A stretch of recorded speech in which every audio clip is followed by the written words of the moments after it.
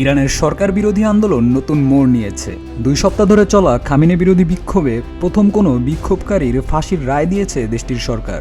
এমন পরিস্থিতিতে দেশটিতে আন্দোলনে প্রাণহানির সংখ্যা ছাড়িয়েছে 646। ইন্টারনেট পরিষেবা বন্ধ রাখা ইরান সরকার 26 বছর বয়সী ইরফান সুলতানির ফাঁসি কার্যকর করবে 14 জানুয়ারি।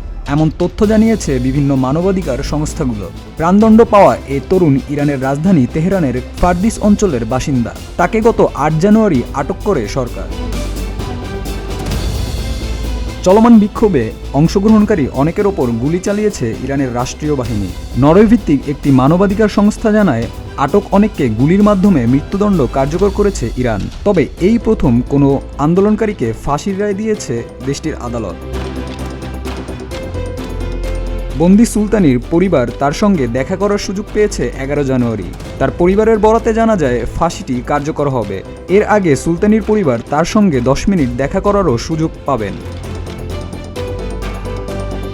বিভিন্ন সংবাদ মাধ্যমের খবর অনুযায়ী সুলতানির বোন দেশটির আইনজীবী। তিনি মামলাটি কোর্টে পেশ করতে পারবেন না, এমনকি রায়ের বিপক্ষে লড়ারও কোনো সুযোগ পাবেন না। কুর্দিশ সিভিল কোড গ্রুপ ও নরওয়ে ভিত্তিক মানবাধিকার সংস্থা হেংবাউ সুলতানির আইনি প্রক্রিয়াকে প্রশ্নবিদ্ধ করেছে। তাদের ভাষ্য, সুলতানি আটক হওয়ার পর ন্যূনতম আইনি অধিকার পাননি তিনি, এমনকি রায়ের বিরুদ্ধে লড়াই থেকে বঞ্চিত হয়েছেন তিনি।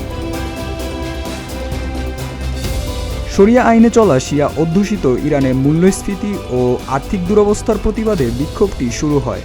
প্রায় 3 বছর পর আন্দোলনটি দ্রুত রাজনৈতিক মোড় নেয়। বিক্ষোভরত সবাই অবসান চাচ্ছে বর্তমান শাসনের।